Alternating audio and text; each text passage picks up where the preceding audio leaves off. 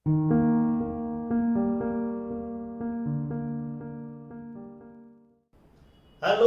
Dear students, आज हम discuss करने जा रहे हैं इलेक्ट्रोकेमिस्ट्री में नस्ट इक्वेशन पर कुछ एडवांस न्यूमेरिकल।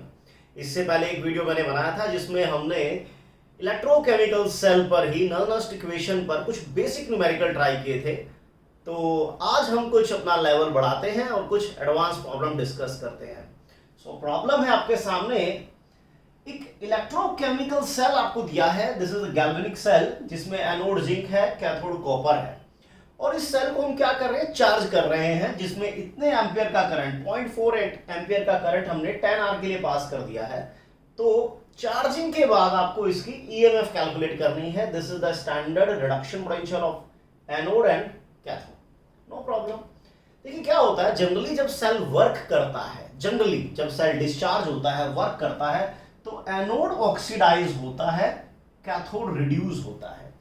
जिंक आयन की कंसंट्रेशन सेल में कंसंट्रेशन इंक्रीज होती है, कॉपर आयन की डिक्रीज होती है। जब भी सेल प्रोग्रेस करता है, वर्क करता है, डिस्चार्ज होता है। लेकिन अब हम सेल को चार्ज कर रहे हैं तो यहां पर रिएक्शन रिवर्स हो जाते हैं। तो आपने सबसे पहले कितना चार्ज पास किया है, Q is equal to IT, 0.48 ampere का करंट आपने 10 आर के लिए, इतने मिनट के लिए और इतने सेकंड के लिए आपने पास किया है, राइट। सो इसको देख लेते हैं, 0.48 3600 हो गया है। चलिए 2 जीरो उड़ा देते हैं, तो 48 इंटू 360 इतना कूलम आपने चार्ज पास किया है, राइट। तो इतने कूलम चार्ज से जब सेल चार्ज हुआ तो उसका नया पोटेंशियल आपको बताना है। तो देखिए नॉर्मली इधर ऑक्सीडेशन होता है तो जिंक आयन की कंसंट्रेशन सॉल्यूशन में इंक्रीज होती है, कॉपर आयन की डिक्रीज होती है। लेकिन अब रिएक्शन यहां रिवर्स होगा ड्यूरिंग चार्जिंग। सीन क्या बनना है ये देखिए पहले तो, कि ड्यूरिंग चार्जिंग यहां पर रिएक्शन रिवर्स होगा तो इधर रिडक्शन स्टार्ट हो जाएगा, तो इधर ऑक्सीडेशन स्टार्ट हो जाएगा। यानी कॉपर आयन की कंसंट्रेशन, जो कॉपर पहले डिपॉजिट हो रहे थे अब वो सॉल्यूशन में आने शुरू हो जाएंगे, और जो जिंक आयन पहले सॉल्यूशन में आ रहे थे वो इलेक्ट्रोड पर डिपॉजिट होना शुरू हो जाएंगे, because the direction of current is now reversed, because the cell is now working as electrolytic cell, क्योंकि आप चार्जिंग पर लगा चुके हैं उसको, तो वो इलेक्ट्रोलिटिक की तरह बिहेव कर रहा है। चार्जिंग हटा देंगे तो ये एक गैल्वेनिक सेल की तरह या एक नॉर्मल इलेक्ट्रोकेमिकल सेल की तरह बिहेव करेगा। तो इक्वेशन कुछ इस टाइप से रह सकती है कि अगर हम कॉपर के 1 मोल को ऑक्सीडाइज करते हैं, या जिंक के, चलो मैं जिंक के रिस्पेक्ट में बात कर लेता हूं, जिंक के जब 1 मोल को आप ऑक्सीडाइज करते हैं तो you are supplying 2 faraday of charge. तो 1 मोल के लिए 2 फैराडे है, तो इतने कूलम से कितने मोल होंगे, राइट। तो 1 मोल के लिए आपको चाहिए होता है 296,500। इतने कूलम से आप जिंक का 1 मोल ऑक्सीडाइज करके सॉल्यूशन में इंक्रीज करते हैं नॉर्मली, लेकिन अब कहानी रिवर्स हो जाएगी। तो 1 कूलम से इतना होगा, इतने कूलम से इतना होगा,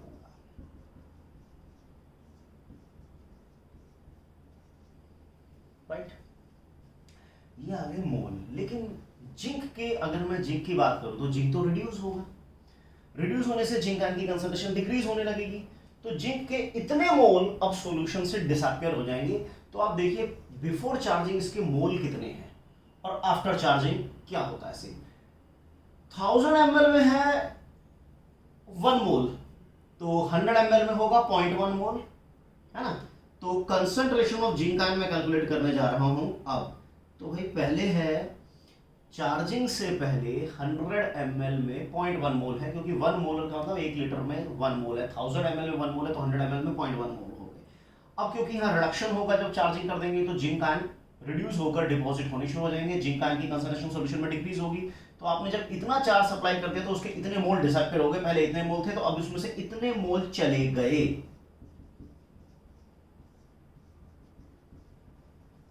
इतने मोल चले गए। तो this is the concentration of zinc ion that is left after charging. At the same time मैं इसको कुछ एज्यूम कर लेता हूं, क्योंकि पिक्चर कहानी थोड़ी सी लंबी जाएगी, काटना पीटना तो बहुत लंबा पड़ जाएगा। लेट अस अज्यूम कि ये कोई फिगर, लेट इट बी, मैं ऐसा अज्यूम कर लेता हूँ कि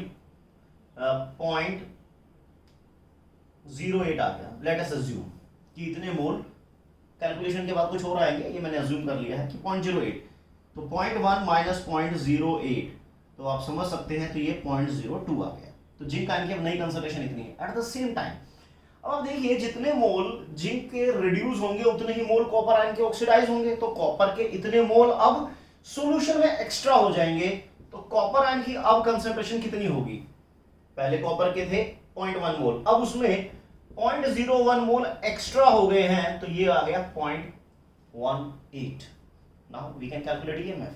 तो E is equal to E not minus 0.059 upon 2 log of product, क्योंकि ये ऑक्सीडाइज होगा, ये रिड्यूस होगा, तो प्रोडक्ट में जिंक आयन आने हैं और रिएक्टेंट में कॉपर आयन। E नोट आप यहां से निकाल सकते हैं, कैथोड माइनस एनोड, तो 0.34 माइनस में दिस, तो 1.10 वोल्ट माइनस 0.059 अपॉन में 2 लॉग ऑफ जिंक आयन की कंसंट्रेशन होगी 0.02 और कॉपर आयन की 0.1। यस, इस तरीके से अब आप ईएमएफ कैलकुलेट कर पाएंगे। देखिए दोबारा एक्सप्लेन कर देता हूं क्वेश्चन को, कि हमें एक इलेक्ट्रोकेमिकल सेल गिवन है। इलेक्ट्रोकेमिकल सेल ये है जिसमें जिंक एक एनोड की तरह काम कर रहा है, कॉपर एक कैथोड की तरह काम कर रहा है। concentration of zinc ion is this much, concentration of copper ion is this much. We are charging this electrochemical cell or the galvanic cell while passing a current of 0.48 ampere for a time period of 10 hours. तो इतने duration के लिए जब आपने charge पास किया, कितना charge? इतना charge पास किया, तो जब आप एक्सटर्नल पोटेंशियल अप्लाई करते हैं तो वो सेल रिएक्शन को रिवर्स कर देता है। यहां पर नॉर्मली ऑक्सीडेशन होता था तो अब रिडक्शन होने लगेगा, यहां पर नॉर्मली रिडक्शन था तो अब ऑक्सीडेशन होगा। इससे होगा क्या कि जो सॉल्यूशन पहले जिंक आयन से भरपूर था, जिसमें जिंक आयन की कंसंट्रेशन लगातार बढ़ती थी, अब वो रिडक्शन के बाद डिक्रीज होने लगेगी, और यहां पर कॉपर आयन लगातार रिड्यूस होकर जाते थे तो अब वो ऑक्सीडाइज होकर वापस आएंगे, क्योंकि सेल तो अब रिवर्स हो गया है। सो कोई भी एक इक्वेशन आप कंसीडर कर लीजिए, तो जिंक के जब एक मोल को ऑक्सीडाइज करना होता है तो 2 फैराडे चार्ज लगता है, तो 2 फैराडे से 1 मोल 1 कूलम से इतना, तो इतने कूलम से कितना? इतना। तो इसको हमने अज्यूम कर लिया, कैलकुलेशन करके जो भी आएगा आप लिख लीजिएगा, तो 0.08 मोल ऐसा आ गया। अब देखिए क्योंकि यहां पर रिडक्शन हो रहा है तो जिंक आयन कम होने लगेंगे सॉल्यूशन में। पहले सॉल्यूशन में जिंक आयन है 0.1, ये मैंने कैसे निकाला? 1 मोलर का मतलब है 1000 ml में 1 मोल, तो 1 ml में 1/1000, तो 100 ml में कम्स आउट टू बी 0.1। तो पहले 0.1 था, इतने मोल डिसअपियर हो गए, तो this is the concentration of zinc ion now left in the solution after this process. At the same time देखिए हो क्या रहा है, जब जिंक आयन जाएंगे तो कॉपर आयन आएंगे, जितने जिंक जाएंगे उतने कॉपर आयन आएंगे। सो कॉपर आयन के भी इतने ही मोल सॉल्यूशन में आएंगे ऑक्सीडेशन के बाद। पहले थे 0.1 तो इसमें इतने ऐड हो गए, तो ये तो क्योंकि ईएमएफ जब भी हम किसी सेल की कैलकुलेट करते हैं that depend upon the concentration in anodic and cathodic compartment at that particular time. So formula हमने सिंपल अप्लाई कर दिया है, E not minus this concentration of product upon reactant, यानी anode upon cathode, and thus we can calculate this EMF। बहुत easy है but conceptually you have to be sound. चलिए इसको आप कैलकुलेट कर लीजिएगा। देखिए नेक्स्ट क्वेश्चन है, बड़ा ही प्यारा क्वेश्चन है। If the electrode potential for this and this, Fe का Fe2 में जाने का जो स्टैंडर्ड पोटेंशियल दिया गया है E0 1 है, देन Fe2 से Fe3 का E0 2 है, Fe से Fe3 प्लस का E0 3 है। We have to drive relationship between E1, E2 and E3, no problem. देखिए E1 Fe से Fe2 प्लस जा रहे हैं, Fe से आप Fe2 प्लस जा रहे हैं और आपको पोटेंशियल दिया गया है E0, okay no problem, E0 1। तो देखिए अगर हमारे पास इस रिएक्शन का E0 है तो we can calculate the delta G associated with this reaction. और डेल्टा G क्या होता है इस रिएक्शन का? मैं डेल्टा G0 1 निकाल लेता हूं। डेल्टा G0 1 क्या होता है? Minus NF E0 cell, relationship between delta G and E0, delta G is equal to minus NF E0 cell, N है 2 F minus NF E0 cell, तो ये आ गया E0 1। Delta G0 associated with this reaction comes out to be this much. Second reaction, चलिए जी हमारा first हो गया है। सेकंड सेकंड में Fe2 plus changes to Fe3 plus.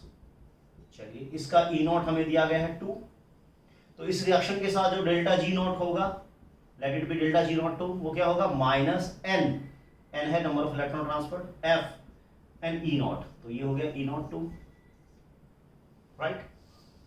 Third equation के लिए भी कुछ इस तरह से लिख लीजिए, Fe changes to Fe3 plus 3 electrons, तो ई नॉट 3 हमें इसका गिवन है। डेल्टा जी नॉट निकाल लेते हैं, डेल्टा जी नॉट 3 क्या होगा minus N F E not 7। चलिए देखते हैं, जिसकी जरूरत होगी उसको यूज कर लेंगे। अब हम क्या कर सकते हैं, देखिए हम कुछ इस तरह से कर सकते हैं कि अगर हम फर्स्ट और थर्ड को सब्ट्रैक्ट कर दें, फर्स्ट और थर्ड को सब्ट्रैक्ट कर दें, तो Fe से Fe कट जाएगा, and what we get the relationship between Fe2 and Fe3। फिर हम इसको सेकंड इक्वेशन से कंपेयर कर सकते हैं, या फिर मैं काम करता हूं, फर्स्ट इक्वेशन को मैं रिवर्स कर दूंगा। तो आप जानते हैं थर्मोडायनेमिक्स में जब भी इक्वेशन रिवर्स करते हैं डेल्टा जी का साइन रिवर्स हो जाता है।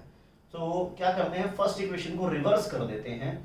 तो after the reversal of this, तो Fe2 plus 2 electron changes to Fe and delta G not कितना हो जाएगा, रिवर्स हो जाएगा। तो इसको मैं डेल्टा जी को प्लस इस रिएक्शन के रिस्पेक्ट में 2Fe नॉट 1 कर रहा हूं, ठीक है। ये मेरी इक्वेशन नंबर 4 आ गई है। डेल्टा जी नॉट 4 कर लीजिए इसको, जैसा भी आप कहना चाहें। सो अब देखिए Fe2 Fe3 में एक है डेल्टा G2, Fe2 हाँ ओके। सो अब हम क्या करने जा रहे हैं, अभी हमने फर्स्ट इक्वेशन को रिवर्स किया है, तो अब हम इसको थर्ड इक्वेशन के साथ अगर प्लस कर दें, थर्ड इक्वेशन के साथ प्लस कर दें, तो आप देख सकते हैं Fe से Fe उड़ जाएगा। So now what we get, Fe2 plus changes to Fe3 plus 1 electron, right. तो जब आप दो इक्वेशन को प्लस करते हैं, आपने थर्ड और फोर्थ को प्लस किया है, थर्ड और फोर्थ को प्लस किया है, ये मैं इसका डेल्टा जी नॉट 4 ले लेता हूं, डेल्टा जी नॉट 4, ठीक है। तो जब आप इन दो रिएक्शन को प्लस करेंगे तो ऑब्वियस है इनकी रिस्पेक्टिव डेल्टा जी भी प्लस होगी, इनकी रिस्पेक्टिव डेल्टा जी नॉट भी प्लस हो जानी है। तो Fe2 प्लस से Fe3 प्लस का, Fe2 प्लस से Fe3 प्लस का डेल्टा जी नॉट 2 है ये, राइट। यानी कि हमने जब फर्स्ट इक्वेशन को रिवर्स किया और थर्ड के साथ प्लस किया, तो ये हमें मिल गया, जो कि एग्जैक्टली सेकंड इक्वेशन के इक्विवेलेंट आ रहा है। तो अब ये हमने क्या किया है, फर्स्ट को रिवर्स करने के बाद ये उसका डेल्टा जी था, और हमने थर्ड के साथ प्लस किया था, तो इन दोनों को मैं प्लस कर दूंगा तो इस रिएक्शन का पर्टिकुलर डेल्टा जी आएगा। तो चलिए प्लस कर देते हैं, 3F माइनस में है, माइनस 3F E नॉट 3 और फिर प्लस 2F E नॉट 1।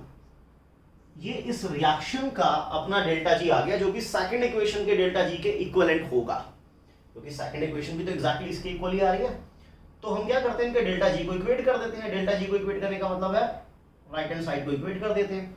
तो minus 1F E not 2 is equal to minus 3F E not 3 plus 2F E not 1। चलिए ऐसा कर सकते हैं, फैराडे से डिवाइड कर दें, माइनस F से डिवाइड कर देते हैं थ्रू आउट, तो यह आ जाएगा E2 is equal to F से सब F उड़ जाएंगे, माइनस साइन भी चेंज हो जाएगा, तो E not 3 minus 2 E not 1। This is finally the relationship between E1 E2 and E3, right. Simple है। देखिए क्या होता है, हमें इलेक्ट्रोड पोटेंशियल दिए गए हैं इस रिएक्शन का, कि जब Fe Fe2 में जा रहा है, Fe2 से 3 में इसमें एटॉम, तो हमें इन सब की E नॉट में रिलेशनशिप ड्राइव करनी है, नो प्रॉब्लम। तो हमने क्या किया, Fe से Fe2 में गए, तो दिस इज द इक्वेशन, ये इसका कंसर्न पोटेंशियल था। तो ये हमने इस रिएक्शन के साथ जो डेल्टा जी नॉट था वो एसोसिएटेड था, वो हमने लिख डाला। तो डेल्टा जी का फॉर्मूला होता है minus N V not cell, N है 2, F और E नॉट कितना है, इतना। सेम वे सेकंड इक्वेशन जो Fe2 से Fe3 में जा रही है, ये उसका E नॉट 2 हो गया, तो ये उसका डेल्टा G नॉट हो गया minus NF E not sir, N है number of electron transfer that is 1, F Faraday हो गया, E नॉट कितना है 2 है इस रिएक्शन का। सेम वे E3 हमने लिख डाला। अब हमने क्या किया, हमने फर्स्ट इक्वेशन को रिवर्स किया। फर्स्ट इक्वेशन को रिवर्स करने के बाद हमें एक सेकंड फोर्थ इक्वेशन मिल गई है। तो जब आप इक्वेशन को रिवर्स करते हैं तो sign of delta G get reverse, जो नेगेटिव है पॉजिटिव, जो पॉजिटिव है नेगेटिव। तो ये -2f E नॉट से +2f E नॉट हो गया। Let it be equation number 4। Then फिर हमने क्या किया, फोर्थ और थर्ड को हमने प्लस कर दिया। फोर्थ और थर्ड को हमने जब प्लस किया, तो जब आप दो इक्वेशन को प्लस करते हैं तो अकॉर्डिंग टू थर्मोडायनामिक्स उनकी जो डेल्टा जी होती है वो प्लस हो जाती है। सो Fe से Fe कट गया है, तो ये इक्वेशन आ गई जो कि एग्जैक्टली सेकंड इक्वेशन के बिल्कुल सिमिलर है, एग्जैक्टली सेकंड इक्वेशन के सिमिलर है। तो यहां से जो हमारा डेल्टा जी नॉट था, जब हमने थर्ड और फोर्थ को प्लस किया, तो ये आया था जो कि एग्जैक्टली सेकंड के इक्विवेलेंट है। तो हमने सेकंड की डेल्टा जी को इस रिजल्टेंट के इक्वल रख दिया है, and thus we get the relationship between E1, E2 and E3। तो प्रॉब्लम है कि हमें रिडक्शन पोटेंशियल दिया गया है कॉपर 2 प्लस से कॉपर सिंगल प्लस का, यानी कॉपर 2 प्लस से कॉपर +1 हम जो जा रहे हैं उसका रिडक्शन पोटेंशियल हमें गिवन है E not, that is 0.15 volt, right. तो इसकी कंसर्न डेल्टा जी लिख सकते हैं हम। कंसर्न डेल्टा जी नॉट 1 क्या हो जाएगा, -NF E not sir, -NF और E नॉट हो गया ये, क्लियर। चलिए नेक्स्ट इक्वेशन ले लेते हैं। कॉपर +1 से हम जा रहे हैं कॉपर की तरफ, और इसका E नॉट है कितना, 0.5 वोल्ट। तो इसकी रिस्पेक्टिव डेल्टा जी नॉट लिख लेते हैं, -NF E नॉट। चलिए आगे, नो प्रॉब्लम। दो इक्वेशन हो गई है, फर्स्ट सेकंड। हमें कैलकुलेट करना है कॉपर 2 प्लस से कॉपर 1, कॉपर 2 प्लस से सिंगल कॉपर। तो मैं इनको सीधा प्लस ही कर देता हूं ताकि कॉपर प्लस से कॉपर प्लस नीचे उड़ जाए। तो copper 2 plus 2 electron changes to copper, ये हमारी कंसर्न इक्वेशन आ गई। और इस जब हम दो इक्वेशन को प्लस करते हैं तो ऑब्वियसली उनके डेल्टा जी भी प्लस होंगे। तो नई इक्वेशन का delta G, let it be delta G not 3, तो वो क्या होगा, it is equal to the sum of this and this. तो -0.15f प्लस 0.5f, तो 0.35f ये आ रहा है। अब इसका जो अपना डेल्टा जी नॉट 3 होगा वो क्या होगा इस इक्वेशन का, अगर मैं निकालूं तो डेल्टा जी नॉट 3 क्या हो सकता है, -2f, और E नॉट में निकालना ही है तो ये दोनों इक्वल कर देते हैं। तो -2f E not is equals to 0.35f। तो देखो जी, f से f गया उड़, राइट। तो E नॉट आ गया है हमारा 0.35, पर तो माइनस में आ रहा है, कहाँ गड़बड़ कर रहे हैं, कहीं गड़बड़ तो नहीं कर दी क्वेश्चन में, क्योंकि गड़बड़ है। Copper 2 plus is 0.315 -NF E not, okay report है। कॉपर +1 से this -NF E not, okay report. ओहो ये माइनस में था ना, बाबा रे बाबा रे बाबा, ठीक है। फिर हमने क्या किया, इन दोनों इक्वेशंस को प्लस किया है। जब हमने इन दोनों को प्लस किया तो ये हो जाएगा 0.65, वो भी माइनस में, right. So -0.65, right. So now it is correct. तो 0.3 उड़ा देते हैं ना, कट जाएगा, तो 0.325 कुछ इस टाइप से, इतने वोल्ट प्लस का हमारा आ गया E not for this reaction जो हमें कैलकुलेट करना था।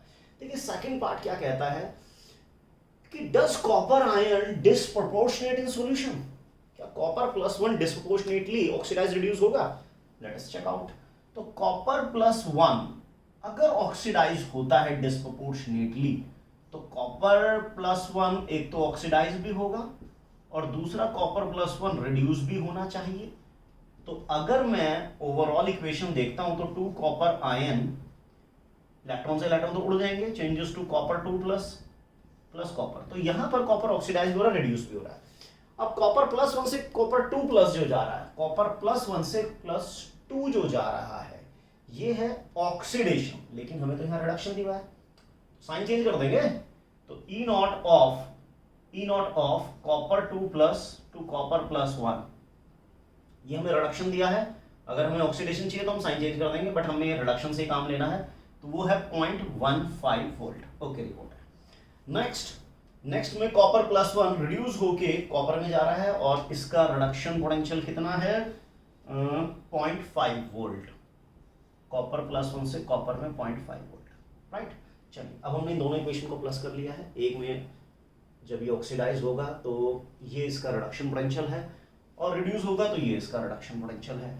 अगर देखिए मैं इन दोनों को मिलाकर एक सेल बनाता हूं, सपोज कीजिए, तो एक एनोड होगा एक कैथोड होगा। Cathode is always one which has higher reduction potential, जिसका भी रिडक्शन पोटेंशियल ज्यादा होता है, it is always function as cathode, जिसका कम होता है एनोड है। तो आप देखिए जो कैथोड है उसका कहीं ना कहीं रिडक्शन पोटेंशियल एनोड से ज्यादा होगा, तो ई नॉट क्या होगा, cathode minus E naught of anode 0.50 minus 0.15, तो कहीं ना कहीं सेल हमारा एक पॉजिटिव ईएमएफ शो कर रहा है।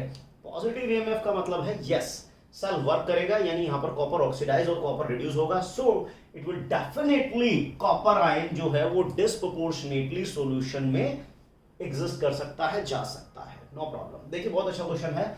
कॉपर टू प्लस से प्लस वन जा रहे हैं, तो ये रिडक्शन पोटेंशियल दिया हुआ है, तो हमने इसकी कंसर्न डेल्टा जी नॉट निकाली, formula minus N F E not sir, N हो गया इतना, एफ फेराडे हो गया, ई नॉट कितना है 0.15, नो प्रॉब्लम। सेकेंड है कॉपर प्लस वन से कॉपर एटॉमिक में जा रहे हैं, चलिए ई नोट इतना था, इसका अपना डेल्टा जी निकाला, वो इतना आ गया। दोनों इक्वेशन को प्लस किया, कॉपर प्लस वन डिचिक उड़ गए, तो ओवरऑल इक्वेशन ये आ गई। इस इक्वेशन का जो डेल्टा जी होगा that is equal to the sum of this delta G of these two concern equation, आ गया जी, माइनस में दिस, तो टोटल इतना आ गया। अब इसका जो अपना डेल्टा जी नॉट 3 है वो क्या होगा, -2 एफ ई नॉट सर, ये हमने ले लिया, दोनों को इक्वेट कर दिया, and thus we get E naught of this, जो हमें निकालना था कॉपर 2 प्लस से कॉपर 1 का हमें ई नॉट कैलकुलेट करना था। Now the second part is, does the copper ion disproportionate in the solution? Disproportionation का मतलब है कि जब तुम ही हो माता पिता, तुम ही ऑक्सीडाइज हो जाओ, तुम ही रिड्यूस हो जाओ, कि जब कॉपर ही ऑक्सीडाइज होने लगे और कॉपर ही रिड्यूस होने लगे, तो हमने भी देख लेते हैं कि चलो जी कॉपर अगर ऑक्सीडाइज होगा तो एनोड की तरह काम करेगा, अगर कॉपर रिड्यूस होगा तो कैथोड की तरह काम करेगा, और whenever EMF comes out to be positive, it makes a reaction spontaneous। तो यहां पर एनोड ऑक्सीडाइज हो रहा है, कैथोड रिड्यूस हो रहा है, ये इनके अपने अपने रिडक्शन पोटेंशियल थे। तो ई नोट ऑफ द सेल क्या निकलेगा, कैथोड माइनस एनोड होगा, ये पॉजिटिव आ रहा है, तो यस जो सेल है वो वर्क करेगा, यानी यहां पर कॉपर यहां से यहां एनोड में, यहां से यहां कैथोड में एग्जिस्ट कर सकता है, तो इसका मतलब डिस्प्रोपोर्शनेशन रिएक्शन 100% देगा, कोई इसको नहीं रोक सकता। सो सेकंड प्रॉब्लम पर आते हैं। देखिए सेकंड प्रॉब्लम है कि आपको दो डिफरेंट इलेक्ट्रोड्स दी गई हैं। पहली में है परमैग्नेट आयन Mn2+ में, जिसका रिडक्शन पोटेंशियल गिवन है। सेकंड में MnO2 चेंजेस टू Mn2+, जिसका रिडक्शन पोटेंशियल हमें गिवन है, and thus we have to calculate the reduction potential of permanganate to pyrolusite, यानी MnO2 में हम जा रहे हैं, तो उसका रिडक्शन पोटेंशियल क्या हो सकता है, नो प्रॉब्लम। देखिए कोशिश कीजिए, हमेशा रिडक्शन इक्वेशन दी गई है तो बहुत बेटर है। चलिए फर्स्ट पार्ट में क्या हो रहा है, Mn4O- changes to Mn2+, MnO4- changes to Mn2+, no problem. देखिए यहां पर मैंगनीज के ऑक्सीडेज स्टेट 7, यहाँ 2, डिफरेंस आ गया 5। ओके रिपोर्ट है। 4 ऑक्सीजन है तो 4 वाटर मॉलिक्यूल, 8 हाइड्रोजन है तो 8H+। चलिए इसका ई नॉट हमें गिवन है, हम इसका डेल्टा जी नॉट निकाल लेते हैं। डेल्टा जी नॉट 1 क्या होगा, -NF, और ई नॉट कितना है 1.151, तो 5 1 जा 5, 5 5 जा 25, 5 this माइनस में इतने जूल कुछ आ गई, माइनस इतने फैराडे जूल, इतने एफ, डेल्टा जी नॉट आ गया। चलिए सेकंड इक्वेशन की भी बात कर लेते हैं। सेकंड इक्वेशन में MnO4- चेंज हो रहा है MnO2 में, नो प्रॉब्लम। +7 से +4 जा रहा है, डिफरेंस आ गया 3 इलेक्ट्रॉन का, नो प्रॉब्लम। सो ऑक्सीजन एक तरफ 4 है, एक तरफ 2 है, तो 2H2O या 4H+, right, so it is balanced now. क्योंकि मेंशन तो किया नहीं है कि मीडियम क्या है, बट नो प्रॉब्लम। तो delta G not 2 for this reaction, N F E not cell minus N F, और ई नॉट कितना है 1.23,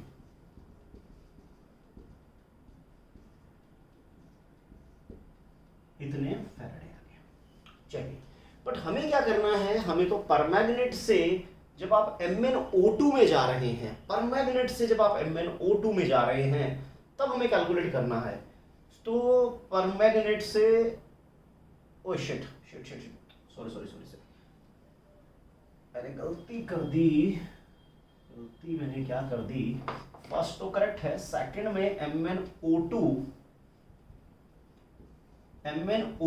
चेंज हो रहा है डियर Mn2 पॉजिटिव में, तो +4 से +2 जा रहे हैं तो 2 इलेक्ट्रॉन का डिफरेंस आएगा, राइट।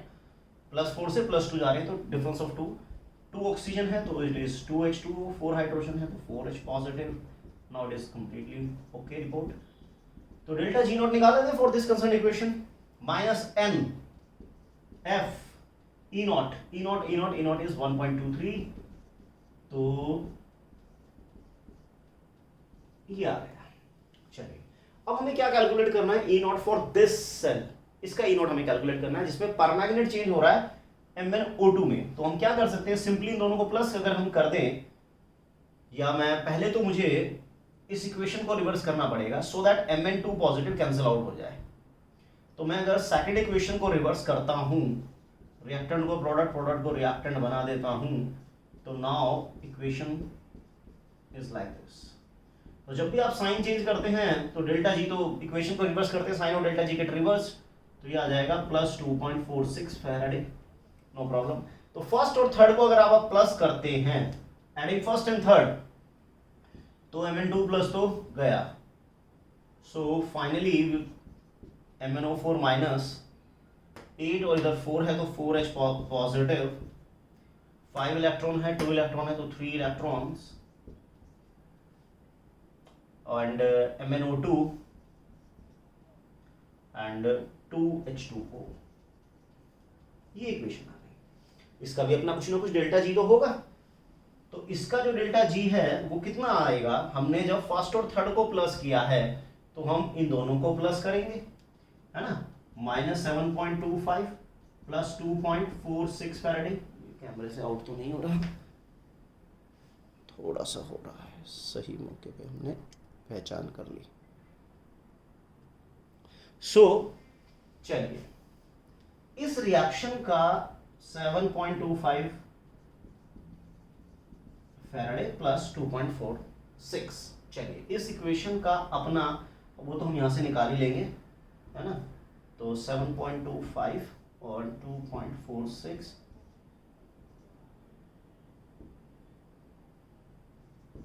47.9 minus 4.79 Faraday. चलिए, अब इसका जो अपना डेल्टा जी नॉट होगा, इसका जो अपना ई नॉट डेल्टा जी नॉट होगा वो कितना होगा, -3f ई नॉट, हमें तो ई नॉट निकालना है। तो डेल्टा जी इस रिएक्शन का कितना निकाला हमने, ये, और वो इसके इक्वल होगा -4.79 फैराडे के। तो बस ई नॉट माइनस माइनस उड़ गया, एफ से एफ उड़ गया है, तो E naught comes out to be 4.79/3, 1 3 5 15 2 3 9 something कुछ इस टाइप से आ जाएगा, 1.59 वोल्ट के आसपास इसका ई नॉट वैल्यू आएगा। इसका ई नॉट वैल्यू 5 समथिंग कुछ इस टाइप से आएगा, नो प्रॉब्लम। इसको थोड़ा बैक कर लेते हैं।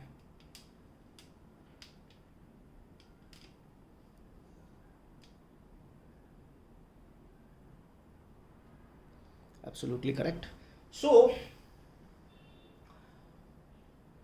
आई थिंक क्लियर हो जाना चाहिए कि हमें स्टैंडर्ड रिडक्शन पोटेंशियल दिए गए हैं इस इलेक्ट्रोड का, these are the two different electrode जिसमें रिएक्शन यहाँ से यहाँ, यहाँ से यहाँ हो रहा है, तो हमने इक्वेशन में कन्वर्ट कर दिया। ई नोट हमें गिवन था तो हमने डेल्टा जी निकाला, -NF ई नोट सेल, सेकंड इक्वेशन में भी यही किया। सेकंड को हमने रिवर्स किया तो डेल्टा जी रिवर्स हो गया, फर्स्ट और थर्ड को हमने ऐड किया तो डेल्टा जी दोनों के प्लस हो गए। अब डेल्टा जी तो चलो प्लस हो गए, तो इसका जो अपना ओरिजिनल डेल्टा जी होगा वो होगा -3f ई नॉट, इस रिएक्शन का E naught, that is equal to this much. तो यहां से हमने E naught for this electrode को हमने कैलकुलेट कर डाला। अभी हम कुछ और प्रॉब्लम लेते हैं, कुछ बेहतरीन प्रॉब्लम लेते हैं। प्रॉब्लम है हमारी, this is the cell reaction. एक हाफ सेल है जिसमें NO3 minus changes to NO2। Half cell दिया गया है जिसका स्टैंडर्ड रिडक्शन पोटेंशियल है 0.782। What we have to find out the reduction potential when the concentration of HN is 8 molar. Concentration of HN is 8 molar. हमें तब reduction potential find out करना है। And the second case, calculate reduction potential of the half cell. ये एक half cell है, इसका reduction potential कब calculate करना है? When the neutral medium, जब medium neutral हो जाए और जो बाकी terms हैं उनकी concentration 1 molar हमें assume करनी है। चलिए, no problem। देखिए half cell है, reduction equation है, तो E is equals to E not. Next equation लिखते हैं, E is equal to E not minus 0.059 upon में N is the number of electron transferred, log of product upon reactant. Product कुछ नहीं है क्योंकि जो टोटली आयनिक टर्म होती है और जो गैसियस और सॉलिड टर्म होती हैं उनको तो कंसीडर ही नहीं किया जाता। हाँ, अगर गैस का प्रेशर गिवन है तो वो कंसीडर होगा, अदरवाइज नहीं होगा। तो प्रोडक्ट अपॉन में reactant HIN power 2 nitrate ion power 1। चलिए, this is the next equation. देखिए ये हाफ सेल है जिसमें नाइट्रेट रिड्यूस हो रहा है NO2 में। तो ये रिडक्शन पोटेंशियल कहां से कहां तक का है? नाइट्रेट से NO2 का है। तो डोंट बी गेट कंफ्यूज्ड, ये है NO3 से NO2 तक का स्टैंडर्ड रिडक्शन पोटेंशियल। स्टैंडर्ड का मतलब होता है the concentration in both the ions is 1 molar.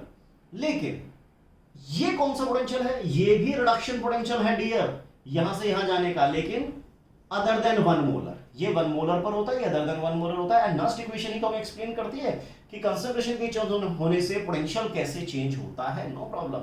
तो E not is given to us, that is 0.78 minus 0.059 log of 1 upon HIN। Concentration हमें कितनी लेनी है? 8 मोलर लेनी है। उसने खुद ही कहा कि हमें पोटेंशियल तब कैलकुलेट करना है when the concentration of HIN is 8 molar, और बाकियों को हम 1 ले लेंगे। तो 8 स्क्वायर, ठीक है ना। A upon B, log A upon B means minus log B upon A। तो माइनस का प्लस कर देंगे, 0.78 plus 0.059 log of 8 raise to power 2। Right, इसको जरा सेपरेट सॉल्व कर लेते हैं। log 8 रेज टू पावर 2 का मतलब हो गया log 2 log ऑफ 8 या 2 log ऑफ 2/3। तो 3 2s are 6 log of 2 and log of 2.301, तो 6 3s are 18, तो 1.8 समथिंग कुछ इस टाइप से आ जाएगा। ये इस पूरे को जब हम सॉल्व करेंगे तो 0.78 प्लस पॉइंट, इसको भी राउंड ऑफ करके 0.06 कर देते हैं, इनटू 1.806। Got it. तो 0.78 प्लस 36 और 6 8 जा 48, 6 1 जा 6 और 4 10, 5 पॉइंट। तो ये राउंड ऑफ करके 0.888 वोल्ट कुछ इस टाइप से आ रहा है। देखिए ये हमें एक हाफ सेल दिया है जिसका रिडक्शन पोटेंशियल है 0.78 वोल्ट। हाफ सेल का मतलब ये है ना, तो कि वो पता नहीं कि वो एनोड बनेगा या कैथोड बनेगा, वो डिपेंड करता है कि जिस हाफ सेल के साथ उसे कनेक्ट कर रहे हैं उसका नेचर क्या है। सो ये E नोट आया, next equation is equal to E naught minus this. E naught standard हमें गिवन है, हमें इलेक्ट्रोड पोटेंशियल फाइंड आउट करना है, रिडक्शन पोटेंशियल फाइंड आउट करना है when the concentration of HN is 8 molar. तो हमने कंसंट्रेशन ऑफ HN पुट कर दी, 10 we get। Now second part में क्या कहता है? Calculate reduction potential of the half cell. ये एक हाफ सेल है, इसका रिडक्शन पोटेंशियल बताइए न्यूट्रल मीडियम में। अरे भाई न्यूट्रल मीडियम का मतलब क्या है? न्यूट्रल मीडियम का मतलब सिर्फ इतना ही तो होगा। न्यूट्रल मीडियम का मतलब क्या हो सकता है कि जब कंसंट्रेशन HN की कितनी होगी? 10⁻⁻7 होगी। तो बस हम क्या करेंगे, यहाँ पर HN की कंसंट्रेशन को 10⁻⁷ लेंगे। तो E is equal to E naught 0.059 upon 1 log of 1 upon HIN power 2 और नाइट्रेट आयन, चलो तो 1 ले लिया जाएगा, ऐसा क्वेश्चन में कहा गया है। E not 0.78 minus 0.059 upon 1 log of 1 upon HIN 10⁻⁷, उसका स्क्वायर करेंगे -14, ऊपर जाएगा ये प्लस का 14, ठीक है। तो 0.78 minus 0.059 log of 10 raise to power 14 तो इसको मैं राउंड ऑफ करके 6 कर सकता हूं, 0.06 इंटू 14 है ना, 0.78, 0.84, तो माइनस में आ जाएगा, नो प्रॉब्लम है ना। तो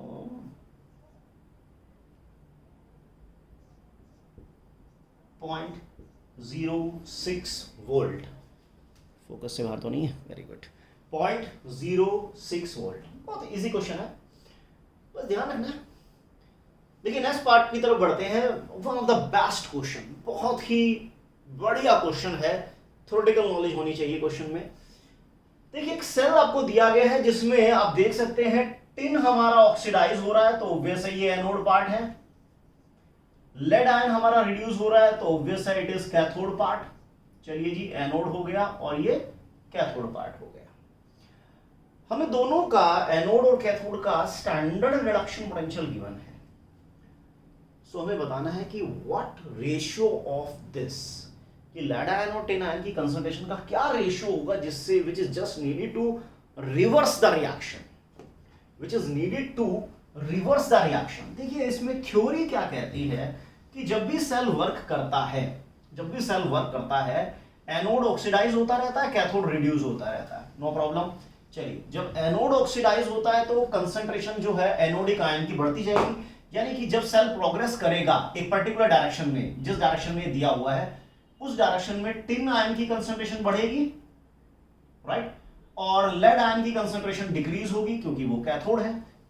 जब सेल प्रोग्रेस करता है तो स्टार्टिंग में देखिए this is the reduction potential of cathode, this is anode, but when the cell progress, cathode की कंसंट्रेशन कम होती है तो उसका रिडक्शन पोटेंशियल कम होता है, एनोड की कंसंट्रेशन बढ़ती है तो एनोड का रिडक्शन पोटेंशियल बढ़ता है, बढ़ते बढ़ते बढ़ते जब दोनों इक्वल आ जाते हैं तो पोटेंशियल डिफरेंस जीरो हो जाता है, ईएमएफ जीरो हो जाती है। अगर ऐसे ऐसे ही चलता रहा तो कभी ना कभी तो रिवर्स भी हो सकता है ना। हमें बताना है वो रेशियो क्या होगा जिसके beyond which is just needed to reverse the reaction। देखिए अगर मैं इसके लिए नस्ट इक्वेशन लिखता हूं तो E is equal to E naught minus 0.059 upon 2 log of product upon reactant, right, no problem। चलिए E naught कैलकुलेट कर लीजिए। E naught आप जानते हैं cathode minus anode, this minus this, so 0.01 है ना, दिस माइनस दिस करेंगे 0.01 आ गया है, माइनस 0.059 अपॉन में 2 log of this to this. लेकिन lead ion to tin ion बोल रहा था ना, तो कोई बात नहीं, इसको रिवर्स कर दो एक बार, क्योंकि जब हम a अपॉन b को b अपॉन a करते तो माइनस का प्लस हो जाता है, 0.059 अपॉन में 2 log of lead ion upon tin ion. चलिए देखिए अभी कैथोड का रिडक्शन पोटेंशियल ज्यादा है, एनोड का कम है, सेल प्रोग्रेस कर रहा है, सेल वर्क कर रहा है।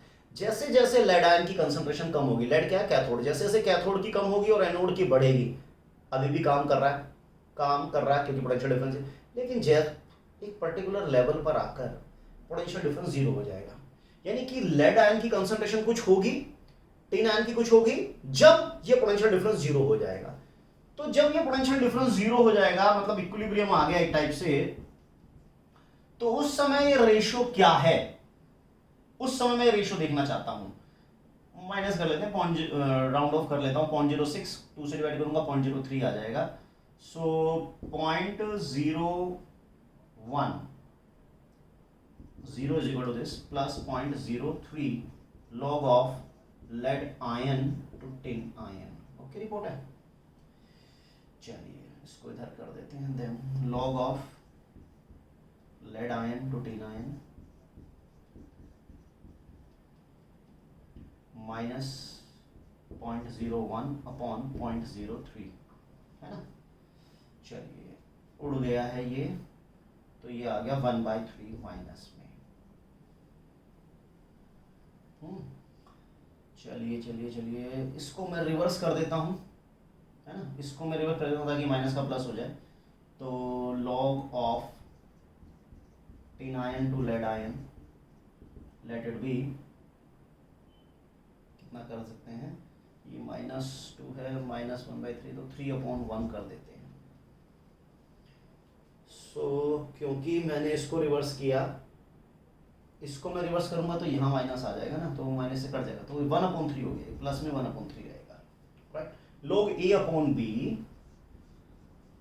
That is minus log b upon a, ठीक ना।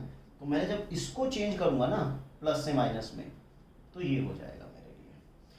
सो चलिए यहां से हम क्या कर सकते हैं, एंटी लॉग लेके कुछ वैल्यू आएगी, कुछ भी आएगी, इसको मैं इधर लिख लेता हूं, यानी कि टिन आयन और लेड आयन की कंसंट्रेशन का रेशियो कुछ आएगा, XYZ कुछ आएगा, लेट इट बी 0.58 आ गया। चलिए ये मैंने अज्यूम किया है, वैसे हमें रेशियो रिवर्स चाहिए तो मैं रिवर्स निकाल लेता हूं, lead ion to tin ion की कंसंट्रेशन का रेशियो, चलिए ये 1 समथिंग करोगे, चलिए जी ये 0.42, ये भी मैंने अज्यूम कर लिया है। कैलकुलेशन फास्ट हो जाए, क्योंकि इतना मैथ तो मुझे लगता है कि बच्चे जो इस लेवल की तैयारी करेंगे उन्हें आता ही होगा। अब देखिए कहानी क्या है, कहानी ये है कि लगातार ये जो कंसंट्रेशन है एनोड और कैथोड में, ये चेंज होती है जब सेल प्रोग्रेस करता है। जैसे जैसे सेल प्रोग्रेस करता रहेगा, टिन आयन की कंसंट्रेशन एनोड कंपार्टमेंट में इंक्रीज और कैथोड कंपार्टमेंट में लेड आयन की कंसंट्रेशन डिक्रीज होती है, जिसके वजह से पोटेंशियल डिफरेंस धीरे धीरे कम होता चला जाता है। अब जैसे जैसे पोटेंशियल डिफरेंस कम होगा कम होगा कम होगा, एक टाइम ऐसा आएगा जीरो आ जाएगा। तो जब ये जीरो आया तब कंसंट्रेशन का जो रेशियो है वो ये निकला है ना, कि जब कंसंट्रेशन का रेशियो ये रहेगा या इससे ज्यादा रहेगा, ये रहेगा या इससे ज्यादा रहेगा, तब तक सेल वर्क करता रहेगा। जब तक कंसंट्रेशन का रेशियो लेड आयन और टिन आयन की कंसंट्रेशन का रेशियो इसके इक्वल होगा या इससे ज्यादा होगा, इससे जैसे ज्यादा होगा सेल इस पर्टिकुलर डायरेक्शन में चलता रहेगा। यहां पे टिन एनोड बनता रहेगा, लेड कैथोड बनता रहेगा, नो प्रॉब्लम। लेकिन अगर ये रेशियो इससे छोटा हो गया, इससे छोटा हो गया, तो डायरेक्शन रिवर्स हो जाएगी।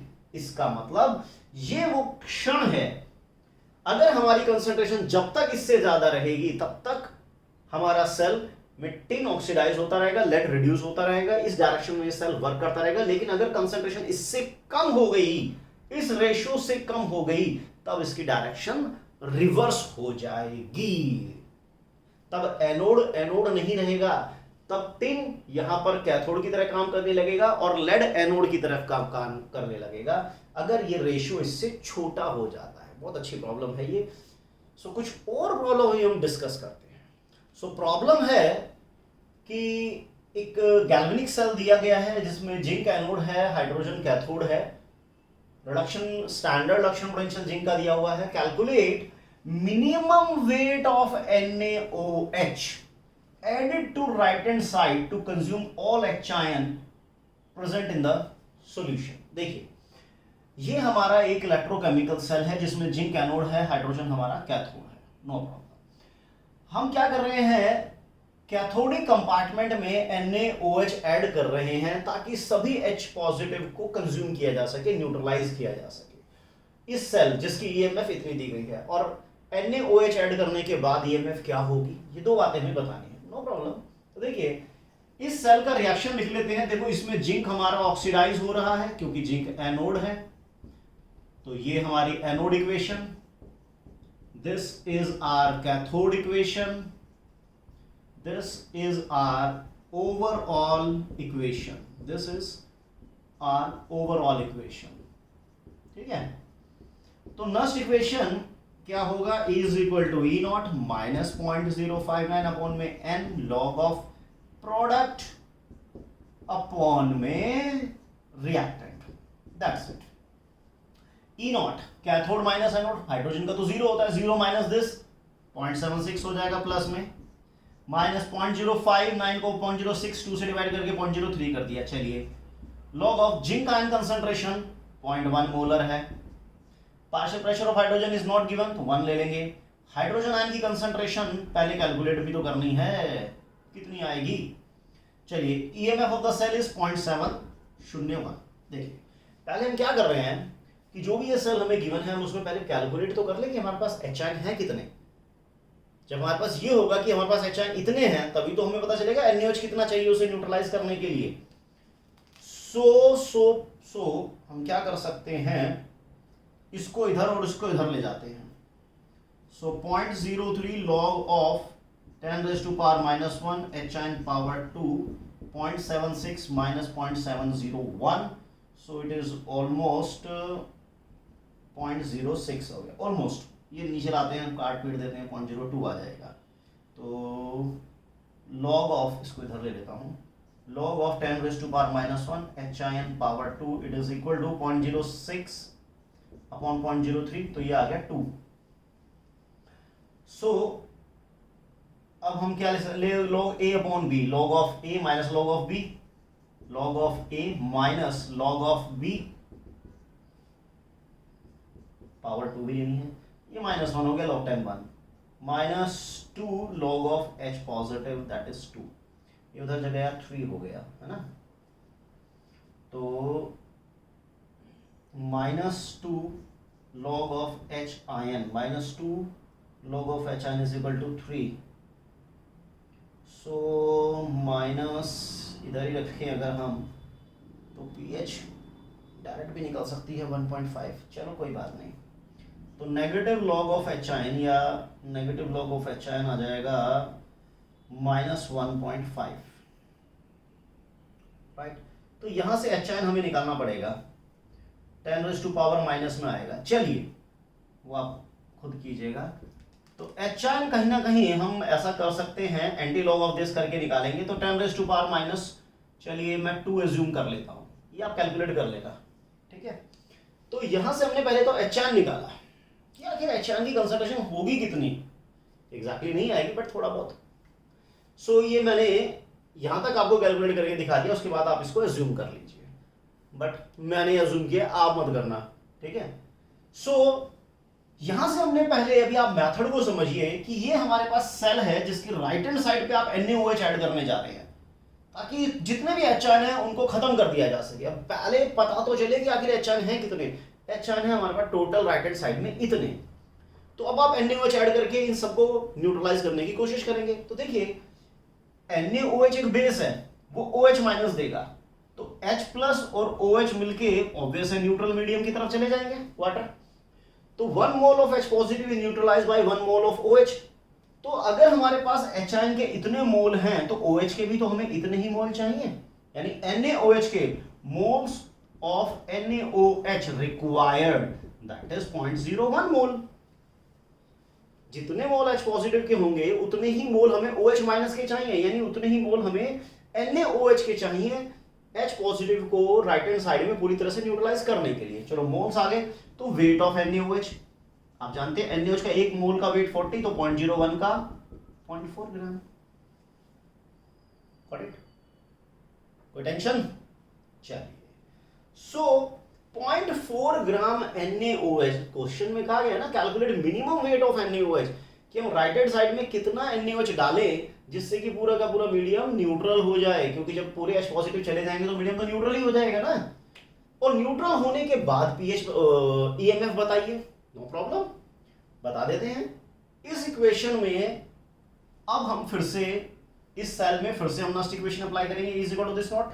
चलो मैं सेकंड पार्ट को कहीं इधर ले लेता हूं, सेकंड पार्ट को मैं कहीं इधर ले लेता हूं। तो is equal to E naught 0.76 minus 0.059 upon में 2 log of product upon reactant. Product में कौन कौन है, एच आयन है, एच आयन की कंसंट्रेशन तो चलो जी 0.1 है, और लॉग ऑफ H पॉजिटिव। अब मीडियम अगर न्यूट्रल हो गया तो माय डियर, न्यूट्रल मीडियम का मतलब है कि pH 7 हो गई, और pH 7 का मतलब है एच आयन की concentration if neutralization, if at neutral medium, medium is neutral, तो H ion concentration 10 raised to power -7 molar होगी। तो E इज इक्वल टू 0.76 0.03, ये 0.06 और 2 से डिवाइड भी कर दिया, लॉग ऑफ 0.1 और 10 raised to power -7 square root of this, ये 14 हो गया। बस अब तो आप कर ही लेंगे, कोई इतनी बड़ी बात नहीं बची क्वेश्चन में। 0.03 लॉग ऑफ 10 -1 14, तो ये 10 raised to power 13 आ जाएगा। तो 0.76 माइनस 0.03 13, लॉग 10 1 हो जाएगा, तो 0.76 माइनस 0.39, दैट्स इट। अब आप सॉल्व कर लीजिएगा। तो क्वेश्चन को आप थ्योरेटिकली भी समझिए और न्यूमेरिकली तो आप समझेंगे ही समझेंगे कि एक इलेक्ट्रोकेमिकल सेल, गैल्वेनिक सेल दिया गया है जिसमें एनोड जिंक है, कैथोड आपका हाइड्रोजन इलेक्ट्रोड दी गई है। हाइड्रोजन इलेक्ट्रोड दी गई है तो आपको बताना है कि इस कैथोडिक कंपार्टमेंट में आप कितना NaOH ऐड करें सो दैट न्यूट्रलाइजेशन हो जाए, या सारे के सारे H रिमूव हो जाए। तो ये एनोड है, ये कैथोड है, ये ओवरऑल हो गई, नस्ट इक्वेशन आ गई। वैल्यू सब्स्टिट्यूशन किया तो हमने पहले क्या किया कि जब इस पूरे सेल की EMF 0.701 थी तब इसमें H कंसंट्रेशन कितनी थी वो इस तरह से हमने कैलकुलेट किया। यहाँ मैंने अज्यूम कर लिया एंटी लॉग ऑफ दिस करने के बाद कि H रिलेटेड भी इतना आ गया। तो यहाँ पर जितनी कंसंट्रेशन H की होगी उतनी ही कंसंट्रेशन OH की भी होगी, यानी उतने ही मोल हमारे NaOH के रिक्वायर्ड होंगे 0.01। ये ताकि मैं ऐसे लेता हूँ ताकि क्वेश्चन थोड़ा जल्दी हो जाए, इजी हो जाए। तो वेट ऑफ NaOH एक मोल में 40, तो 0.01 में 0.4 ग्राम आ गया, नो प्रॉब्लम। अब मीडियम न्यूट्रल हो गया।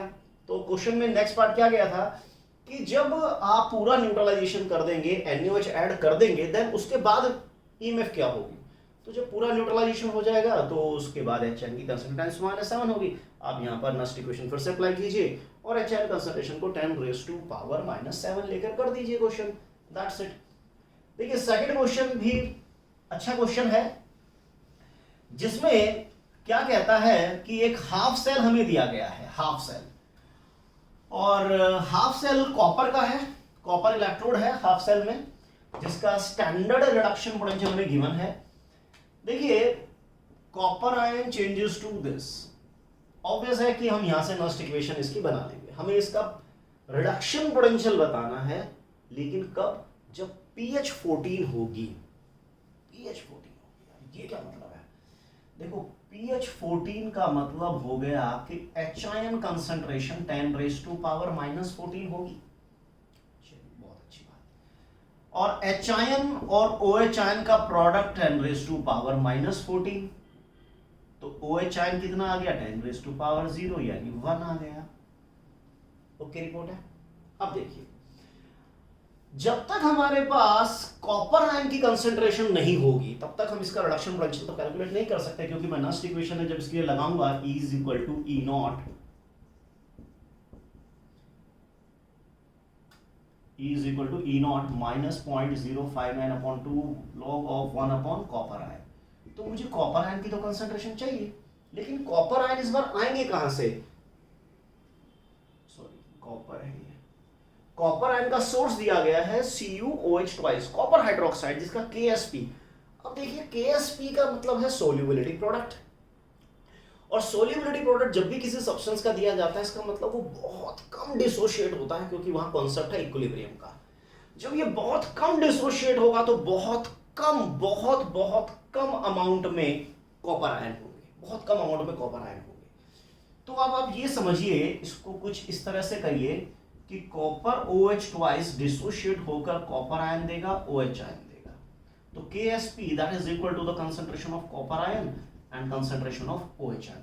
देखो KSP is given to us 10⁻⁹ concentration of copper ion हमें कैलकुलेट करनी है, और OH आयन की कंसंट्रेशन कितनी है हम निकाल चुके हैं।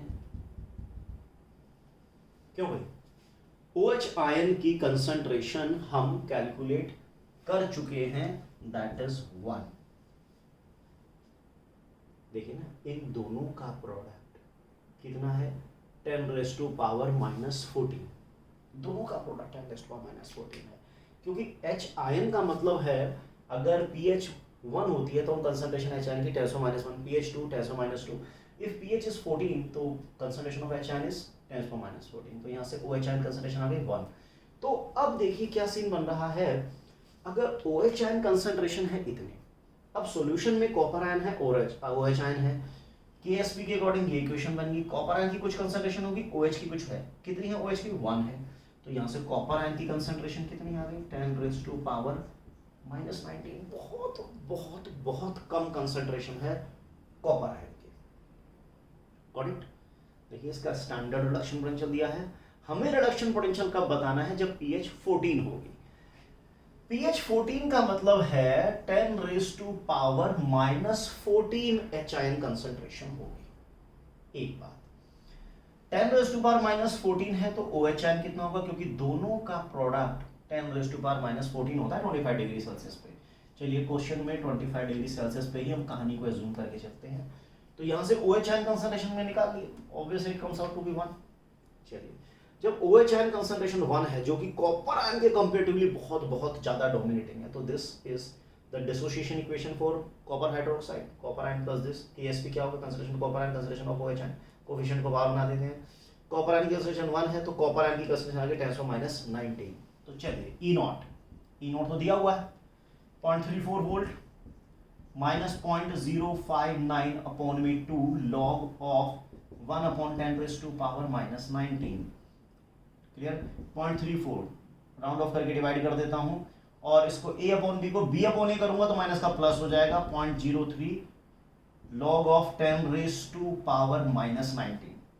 A/B को B/A कर दिया और माइनस साइन को प्लस कर दिया। 0.34 माइनस 0.03 इंटू में 19, या फिर ऐसे कर लीजिए 0.34 माइनस 0.57।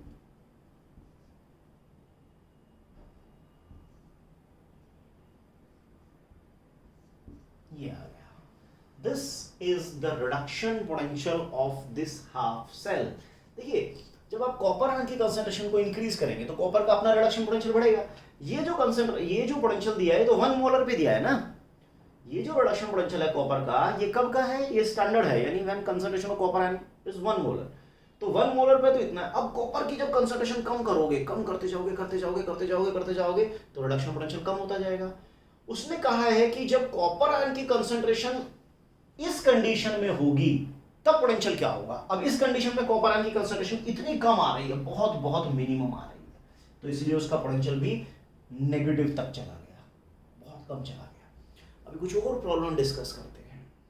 देखिए हम क्या करने जा रहे हैं, एक मिक्सचर है हमारे पास जिसमें बिस्मथ 3+ और कॉपर 2+ का जो सॉल्ट है उसका हम इलेक्ट्रोलिसिस कर रहे हैं और कंसंट्रेशन 1 मोलर है अभी।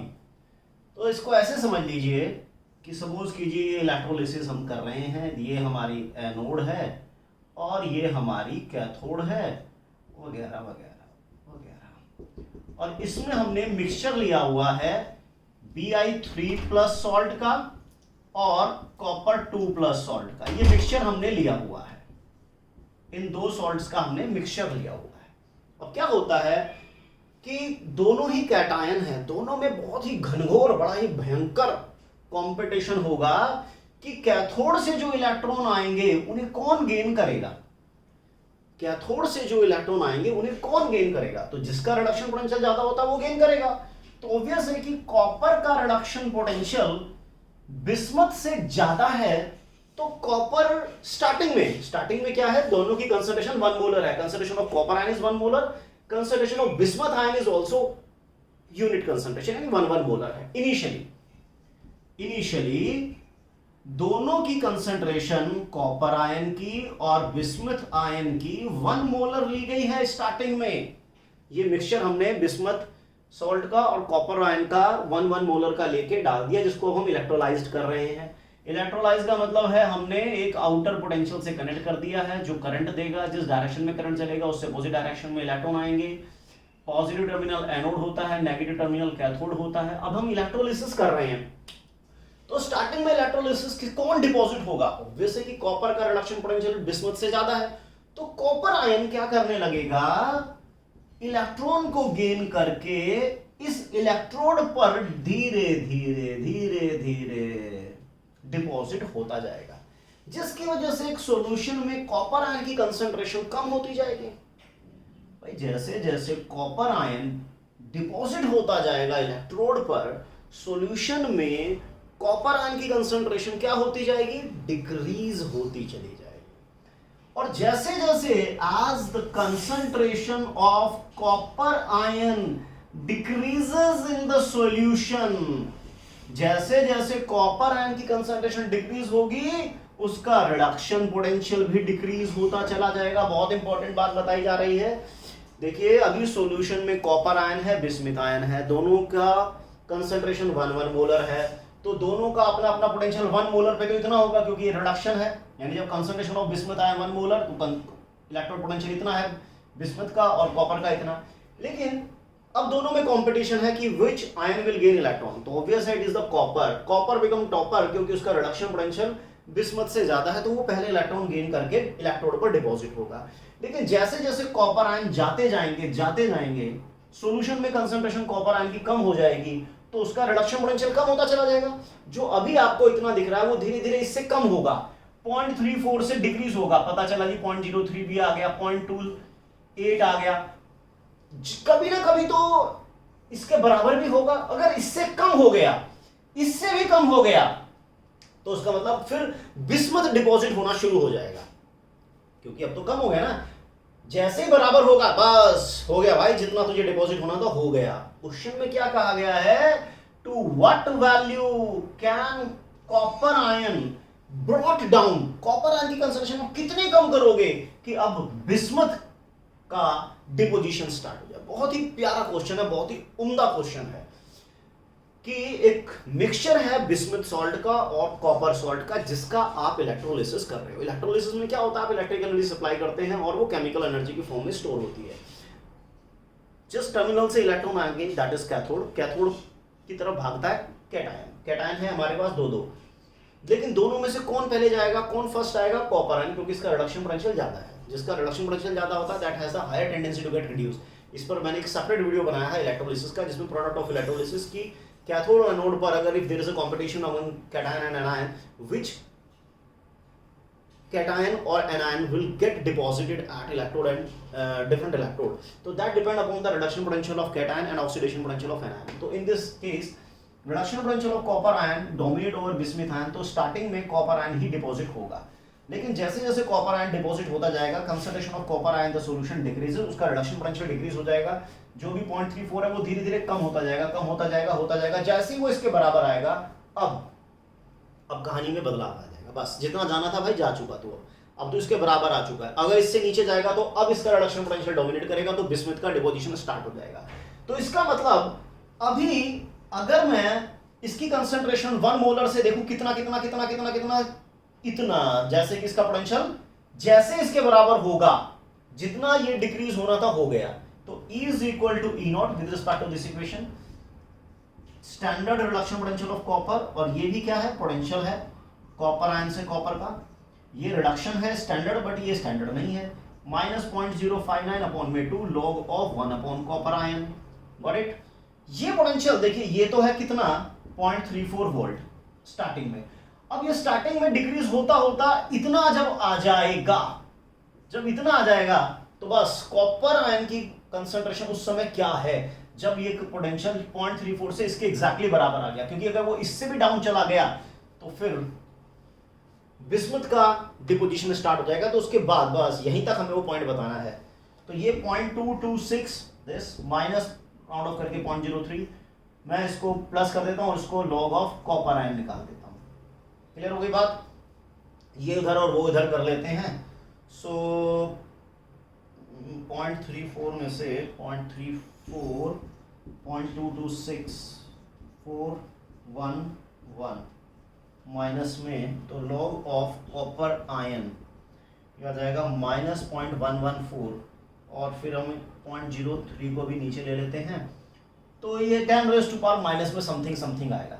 तो कॉपर आयन की कंसंट्रेशन 10⁻⁻- में आ जाएगी, काफ़ी हद तक आएगी। इसको मैं अगर और ज़्यादा थोड़ा सा रिफाइंड कर देता हूँ तो ये आ जाएगा 30 और ऊपर रहेगा 114 अपॉन 30, ये माइनस में है तो 4 3 12 3 पॉइंट समथिंग, तो 10⁻⁻4 के आसपास।